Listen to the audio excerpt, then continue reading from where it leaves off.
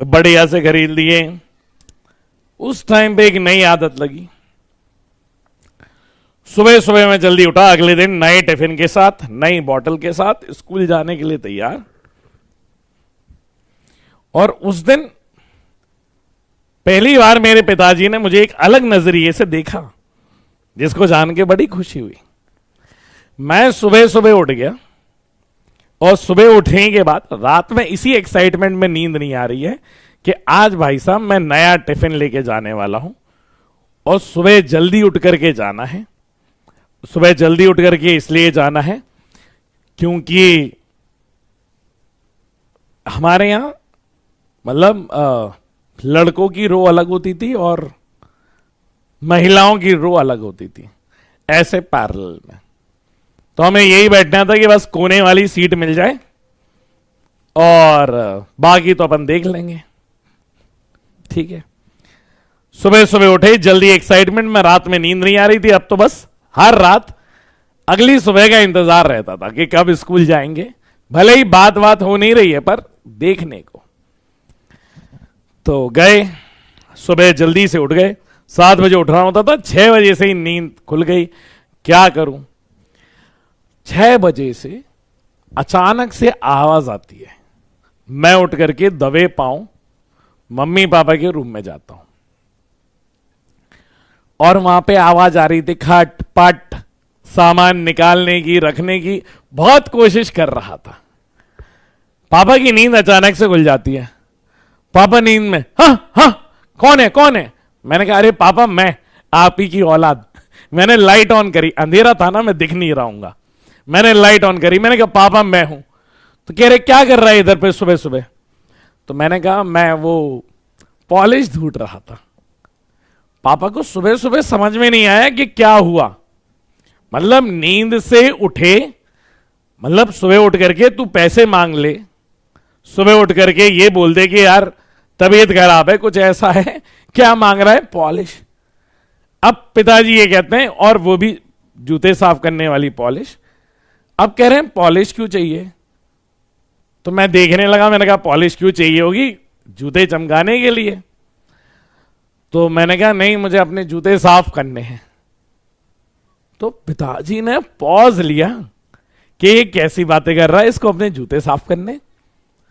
तो फिर जाकर के कहा फिर उन्होंने कि वो वाले ड्रॉअर के अंदर है, उधर से निकाल लो। फिर कहते हैं ज्यादा मत लगाना, इतना लगाना। अब सुबह सुबह पिताजी के पास कोई काम नहीं, अब वो मुझे बैठ के ट्रेनिंग दे रहे हैं। ये ट्रेनिंग दे रहे हैं कि देख कैसे किया जाता है, तुझे मैं बताता हूं। अब दोनों बाप बेटे सुबह बैठ गए, पिताजी सिखा रहे हैं कि देख इसको ये लेते हैं, पहले इसको लगाना है ऊपर, पहले बिना कुछ लगाए रैपर के पॉलिश बिना लगाए एक बार ऐसे ही घुमाते हैं, फिर पॉलिश के साथ करते हैं। और मैं सीख रहा हूं, मैंने चमका लिया, इतना गजब चमक रहा है जूता कि भाई जिस दिन स्कूल में गए पीटी वाले सर ने मुझसे कह दिया कि अभिषेक जूते नए हैं क्या? मैंने कहा अरे नहीं सर, आज पॉलिश कर ली। कह रहे अरे वाह बेटा वाह। अब मैं बिल्कुल टिप टॉप चमक रहा हूं, पर अभी भी एक कमी थी, टाई की। अभी भी कमी थी बेटा, टाई की। के टाई नहीं है, टाई तेरे भाई को बांधनी नहीं आती थी। मतलब एक बार वो किसी से बंधवा लेता था और खोल खोल के महीने भर चलाता था कि ठीक है एक बार किसी ने टाई बांध दी, मैंने कहा भाई टाई बांध दे बढ़िया सी। तो किसी दोस्त ने बढ़िया से टाई बांध दी। अब मैं आराम से उतारता था, घर पे टांग देता था और वैसी टाई पहन लेता था। 1-1.5 महीने से पहले उसकी नॉट नहीं खुलती थी। वो गलती से कभी गीली हो जाए, दाल गिर जाए, अचार गिर जाए तो मजबूरी है धोने की, तो धुलती थी, वरना तो कोई जरूरत नहीं थी। अब टाई बांधनी सीखनी पड़ेगी भाई।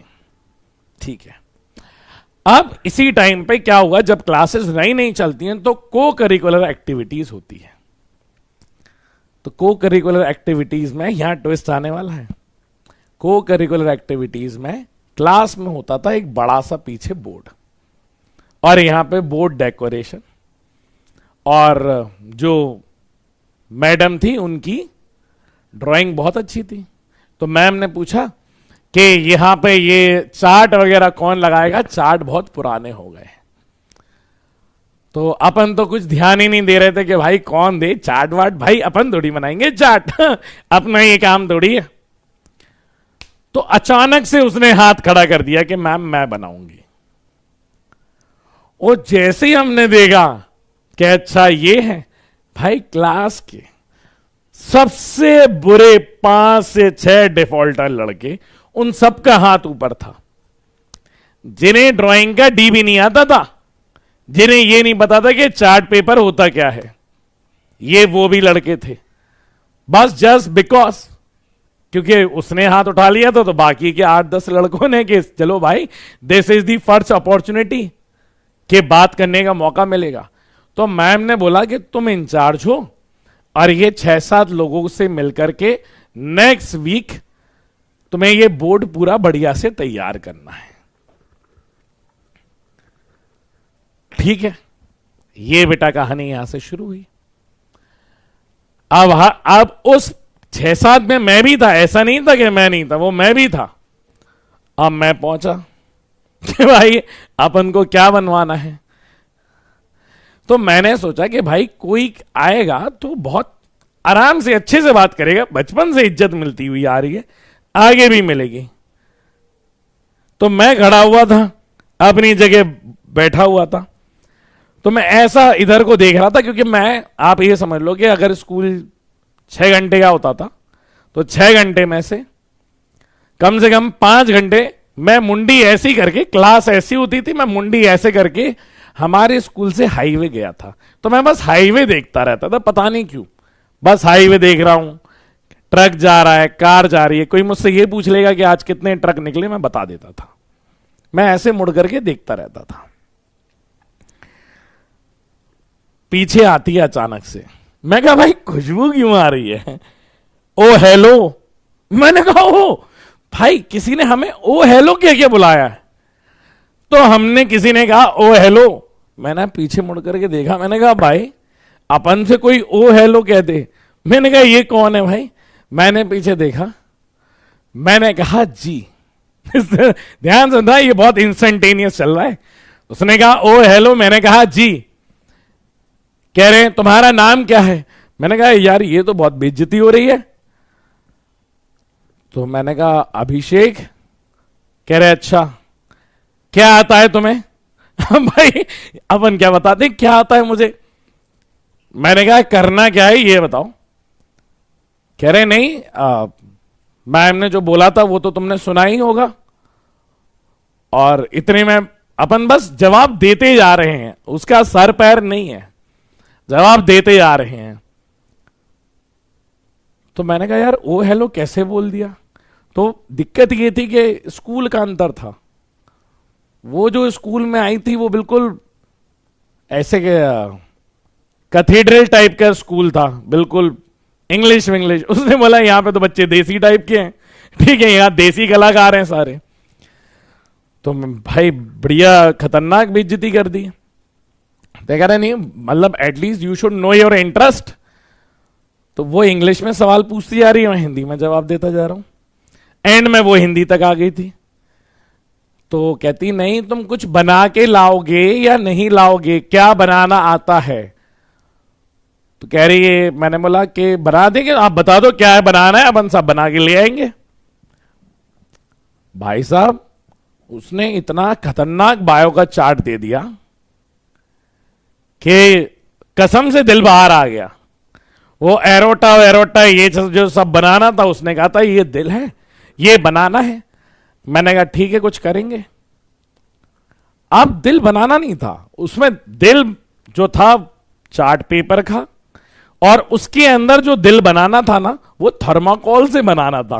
भाई इतना डिफिकल्ट टास्क